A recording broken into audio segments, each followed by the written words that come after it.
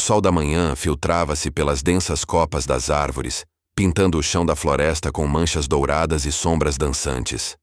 O ar estava pesado com o cheiro de terra úmida e flora exótica, um aroma que, para muitos, representaria a essência intocada da natureza. Era um lugar de beleza selvagem e serena, um santuário verde que parecia alheio às preocupações do mundo exterior. Dr. Elias Vance, um zoólogo renomado com uma paixão por espécies raras, caminhava por essa beleza, seus olhos atentos varrendo a vegetação. Não era um turista ingênuo, mas um cientista movido por uma curiosidade insaciável, à procura de uma subespécie de macaco-aranha que se acreditava extinta. Sua mochila era pesada com equipamentos de pesquisa e suprimentos, e o grupo que o acompanhava, um par de guias locais experientes e uma jovem estudante de biologia, Ana, mantinha um ritmo constante. A floresta, por enquanto, parecia um livro aberto, revelando seus segredos pouco a pouco. Elias registrava cada som, cada pegada, cada folha amassada. A aventura era o combustível para sua alma. E a possibilidade de uma descoberta científica o impulsionava. Ele sentia-se em casa neste ambiente, um lugar onde a vida pulsava de maneira crua e verdadeira. Nos primeiros dias, a expedição foi uma sinfonia de descobertas menores, novas espécies de insetos, aves com plumagens vibrantes e a confirmação de que a área era um ecossistema incrivelmente rico. No entanto, pequenos descompassos começaram a surgir. Os guias, homens da floresta com décadas de experiência, ocasionalmente trocavam olhares preocupados. Uma pegada, grande demais para qualquer predador conhecido na região, foi encontrada perto do acampamento uma manhã. Elias a examinou com seu olhar treinado, descartando-a como um exemplar incomum de puma, talvez. Mas a inquietação dos guias era palpável. Eles sussurravam sobre a sombra que anda de noite, uma lenda local que Elias, em sua racionalidade científica, considerava superstição. É apenas a floresta, senhores, ele disse uma noite, enquanto o crepitar da fogueira tentava afastar as sombras. Ela tem seus próprios sons e mistérios. Não há nada a temer que não conheçamos. Os guias assentiram, mas seus olhos continuavam a esquadrinhar a escuridão além do brilho da fogueira, como se esperassem que algo emergisse das profundezas da noite. Ana, por sua vez, estava dividida entre a lógica do professor e a sabedoria ancestral dos locais. O ar parecia mais denso, e os sons noturnos, antes reconfortantes, agora carregavam um tom diferente, quase premonitório. Alguns dias depois, enquanto exploravam uma clareira isolada, o grupo ouviu um ruído peculiar. Não era o rosnado de um felino ou o grito de um pássaro. Era um som mais grave, um arranhar profundo seguido por um estalo seco. Elias, curioso, sinalizou para todos ficarem em silêncio. Eles se aproximaram cautelosamente de uma árvore de tronco largo, seus corações batendo forte. O que viram os deixou paralisados. Um tamanduá-bandeira, animal geralmente inofensivo e dedicado à sua dieta de insetos, estava dilacerando um veado de pequeno porte. Suas garras, normalmente usadas para desenterrar formigas, estavam manchadas de sangue, e seus movimentos eram de uma ferocidade que desafiava a natureza. O tamanduá virou a cabeça e seus olhos, antes pequenos e negros, brilhavam com uma intensidade avermelhada, fixa neles. Não havia o menor sinal de medo, apenas uma fome predatória que fez o sangue gelar nas veias de Elias. Antes de continuarmos, inscreva-se no canal e diga-nos nos comentários de onde você está assistindo. O grupo, ainda abalado pela cena grotesca do tamanduá-bandeira, retirou-se lentamente da clareira, o silêncio quebrado apenas pelo farfalhar das folhas sob seus pés e o batimento acelerado de seus corações. A imagem dos olhos vermelhos do animal fixos neles, desprovidos de qualquer traço de medo, gravou-se na mente de Elias. Aquilo não era comportamento animal normal. Era algo perturbador, uma anomalia que desafiava sua compreensão científica. Contudo, em sua teimosia acadêmica, ele tentou racionalizar, atribuindo o incidente a uma doença ou a um comportamento aberrante e isolado. Os guias, porém, já não partilhavam de sua racionalidade. Seus rostos estavam pálidos, e seus sussurros agora eram mais frequentes e carregados de apreensão.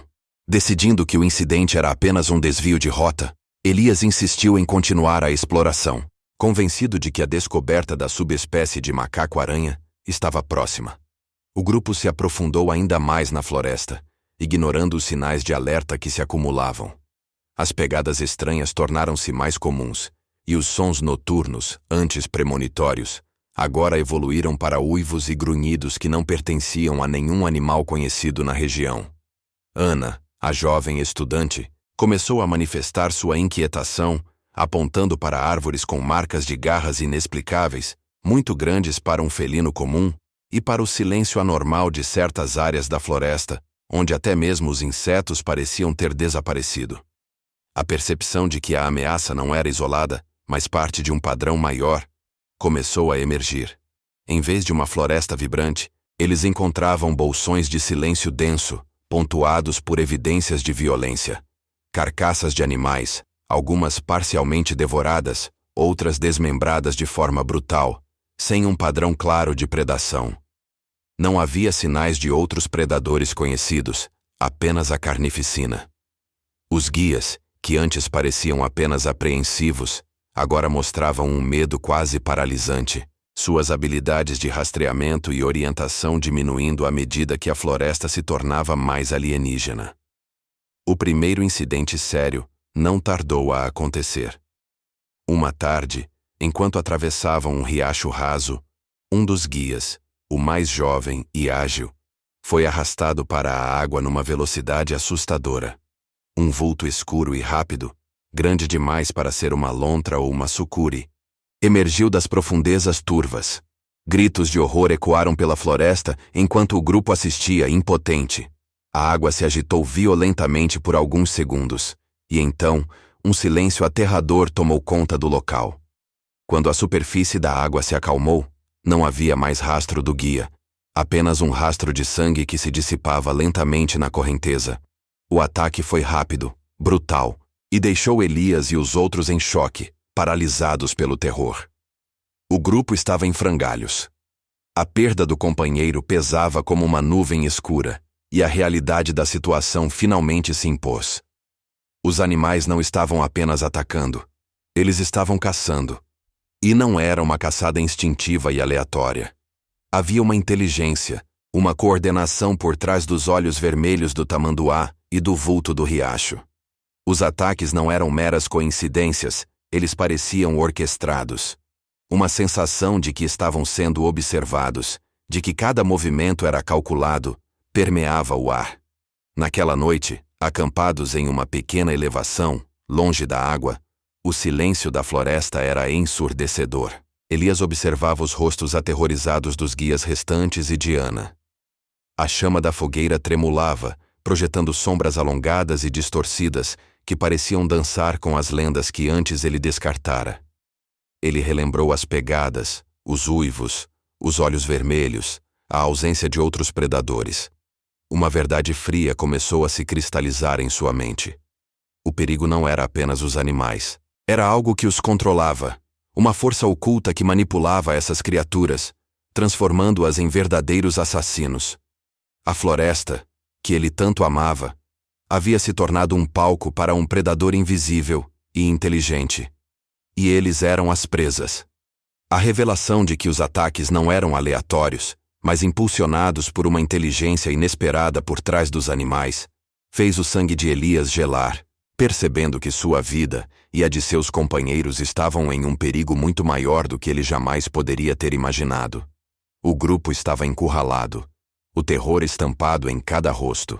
Elias, o explorador, sentia o peso da responsabilidade esmagar seu espírito. Ele havia liderado todos para aquele inferno verde.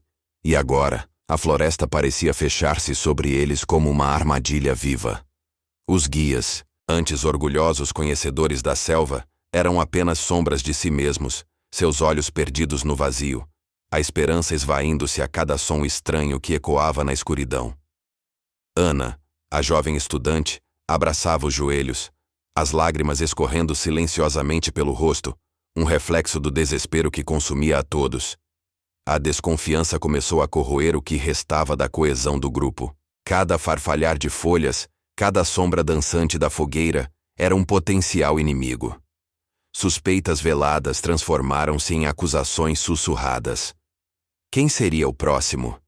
Alguém havia cometido um erro? Elias tentava manter a ordem, mas sua voz, antes firme, agora parecia frágil, quase suplicante. O medo era um veneno lento, e ele via seus companheiros sucumbirem a ele. Sacrifícios pareciam inevitáveis, mas ninguém ousava verbalizar o pensamento terrível de quem seria o primeiro a ser deixado para trás. Tentativas desesperadas de fuga ou defesa eram constantemente frustradas. O rádio de satélite de Elias, que antes funcionava perfeitamente, agora emitia apenas estática, como se a própria floresta se recusasse a deixá-los comunicar com o mundo exterior. Mapas e bússolas tornaram-se inúteis em um ambiente que parecia mudar a cada passo, com trilhas que desapareciam e marcos que se moviam. A astúcia dos animais, ou da inteligência por trás deles, era assustadora. Eles não atacavam de frente, mas sim em emboscadas calculadas, usando o terreno a seu favor, explorando cada fraqueza, cada momento de desatenção. Em meio ao caos e ao desespero, surgiu uma figura inesperada.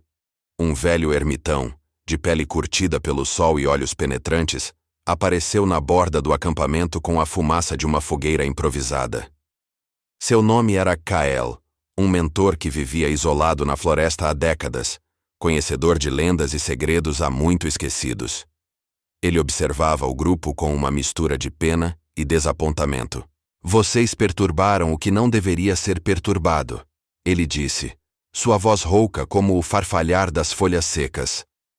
A floresta tem seus guardiões, e eles não gostam de intrusos. Elias, inicialmente cético, viu nos olhos de Kael uma sabedoria que ia além da ciência. O velho falou de espíritos da floresta, de pactos ancestrais e de uma antiga entidade que despertara de um sono profundo.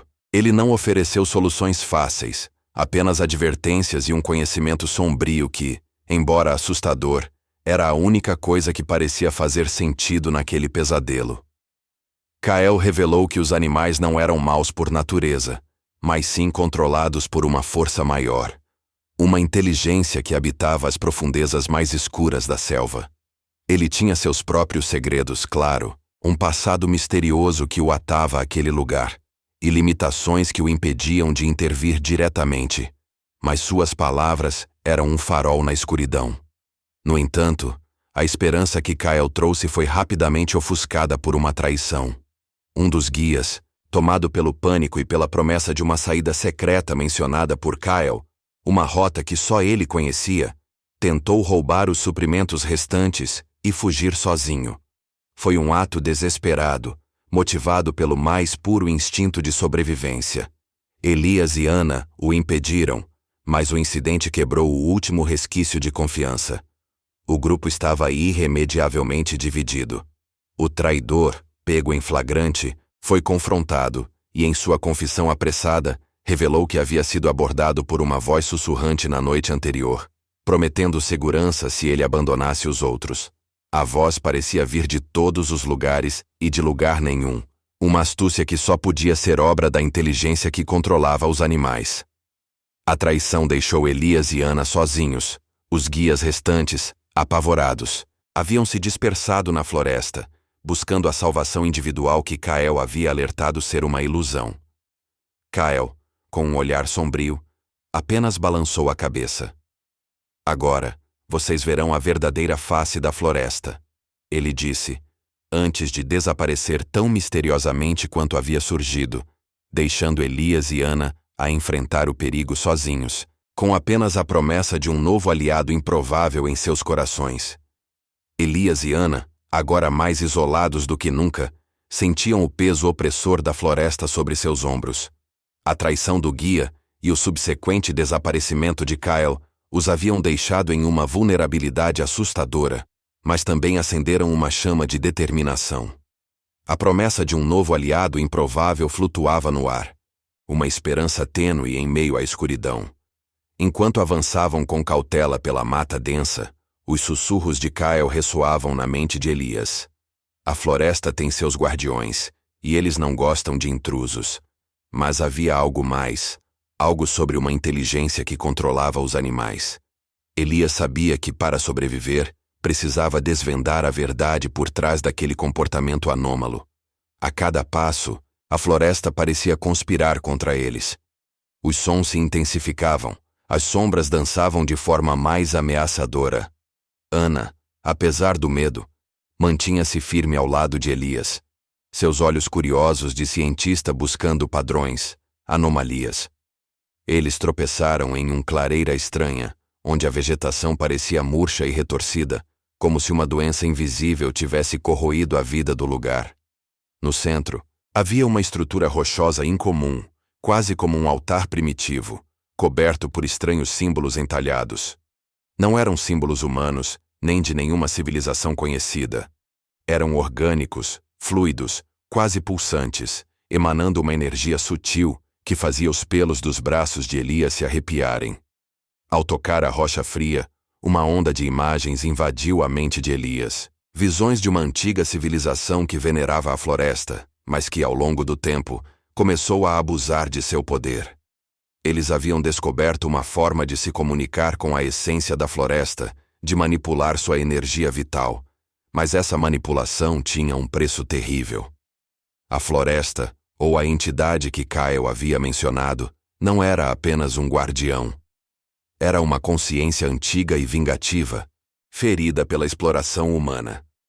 Os símbolos na rocha eram a chave para entender o que estava acontecendo.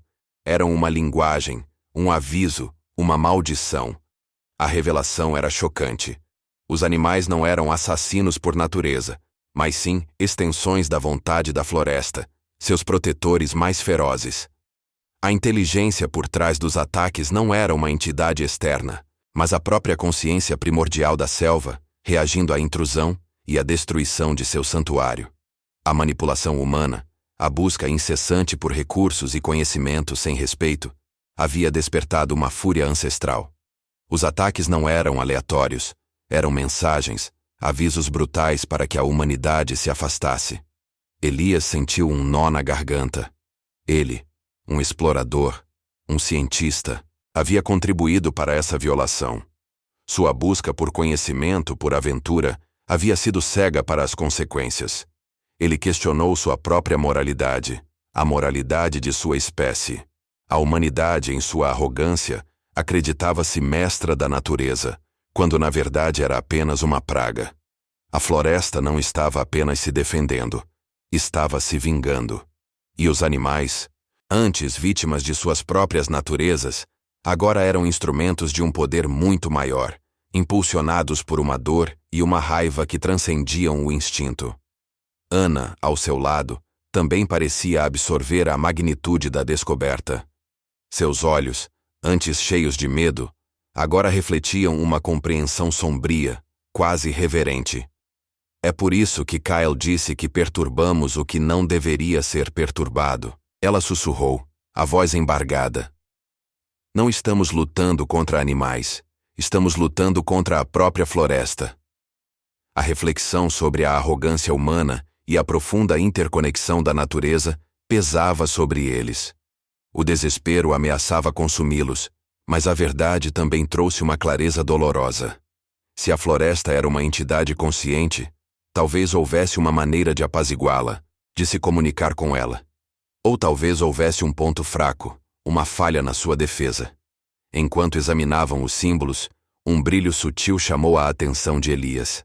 Escondido em uma reentrância da rocha, havia um pequeno artefato, uma gema opaca que pulsava com uma luz fraca e esverdeada. Era um objeto antigo, esquecido, e Elias teve a intuição de que aquilo era mais do que uma simples pedra. Poderia ser a chave, o artefato crucial que poderia mudar o rumo daquela batalha desesperada pela sobrevivência, uma esperança frágil contra a fúria de um mundo em retaliação. A gema esverdeada pulsava suavemente na palma da mão de Elias, um contraste vibrante com a escuridão opressora da floresta. Não era apenas uma pedra, era um fragmento de algo maior, um eco da energia primordial que eles haviam descoberto, Ana, com seus olhos de cientista, examinou o artefato com uma mistura de fascínio e apreensão. "O que é isso?"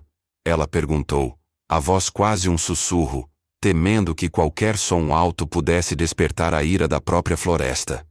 Elias sentiu uma conexão estranha com a gema, como se ela sussurrasse segredos antigos, verdades esquecidas. Ele percebeu que aquele não era um item de poder ofensivo, mas sim uma chave, um mediador entre mundos, um amplificador de intenções. A decisão foi forçada pela urgência. Não havia mais tempo para a hesitação, nem para o luxo da dúvida. A floresta, com sua inteligência ancestral, estava se fechando sobre eles. A gema em suas mãos era a única esperança de apaziguar a fúria ou de encontrar uma brecha na defesa impenetrável da natureza. Elias, movido por uma mistura de vingança pela sua equipe perdida e uma profunda necessidade de redenção pela sua própria arrogância como explorador, decidiu enfrentar a ameaça de frente. Eles não iriam fugir. Iriam confrontar o coração da consciência da floresta. O caminho para o centro da fúria da floresta não era uma trilha marcada, mas uma progressão através de sinais e intuições.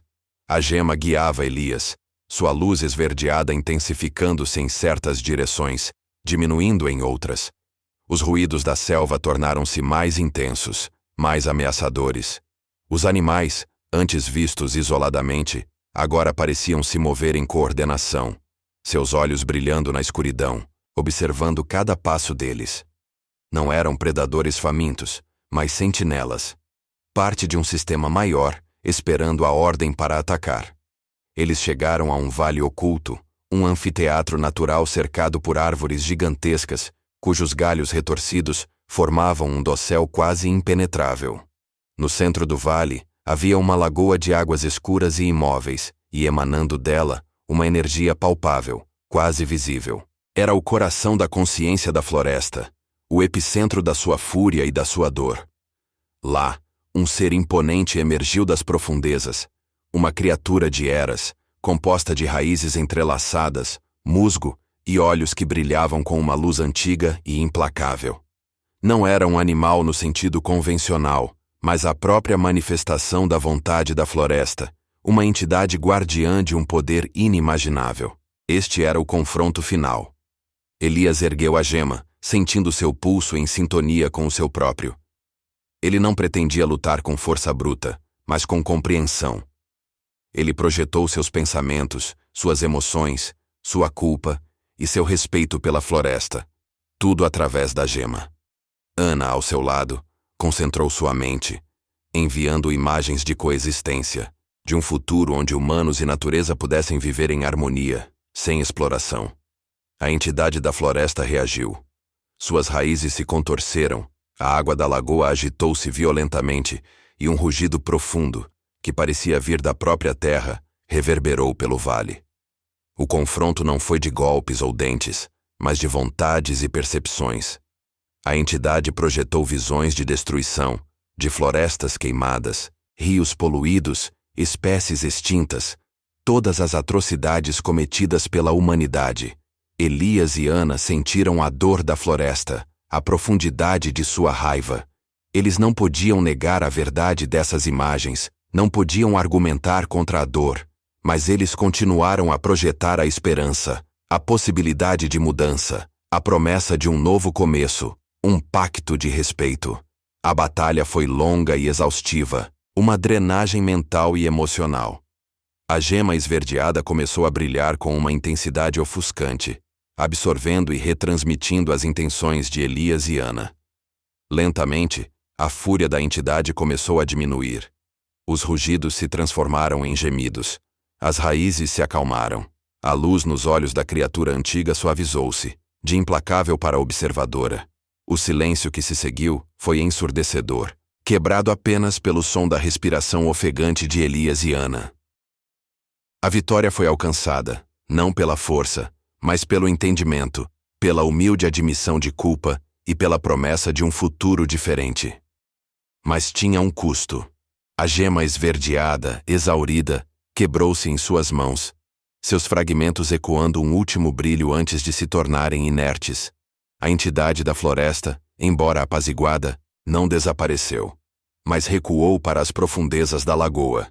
Sua presença ainda imponente, mas agora com uma aura de vigilância, não de agressão. Elias e Ana estavam exaustos, mas vivos. O perigo imediato havia passado, mas a floresta ainda estava ao redor, observando. Eles haviam feito um pacto, uma promessa silenciosa, mas agora, a verdadeira questão pairava no ar. Como eles iriam honrar essa promessa? Como iriam convencer o resto da humanidade a respeitar a floresta, a entidade que eles haviam encontrado?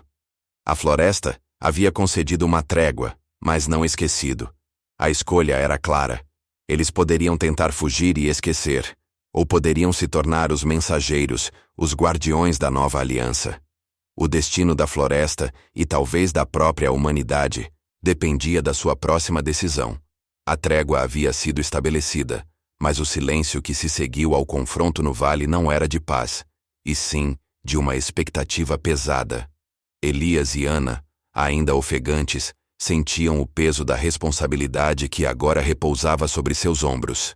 A gema, o elo entre eles e a consciência da floresta, estava em pedaços, e com ela, a aparente facilidade de comunicação. A entidade havia recuado, mas seus olhos, antes implacáveis, agora carregavam uma vigilância que prometia retaliação, se a promessa fosse quebrada. O retorno à civilização não foi uma fuga, mas uma peregrinação. Cada passo era uma lembrança do pacto selado, das vidas perdidas e da verdade brutal que haviam descoberto. Elias, o explorador outrora impetuoso, sentia-se um homem transformado. As cicatrizes em sua alma eram mais profundas do que as físicas, marcadas pela arrogância que quase o levara à ruína e pela humildade que o salvara. Ana, a cientista cética, agora carregava consigo uma compreensão que transcendia a lógica e a razão, uma fé na interconexão da vida que a ciência por si só não podia explicar. Eles não buscaram o esquecimento, a negação do que haviam testemunhado. Em vez disso, abraçaram seu novo propósito com uma determinação silenciosa.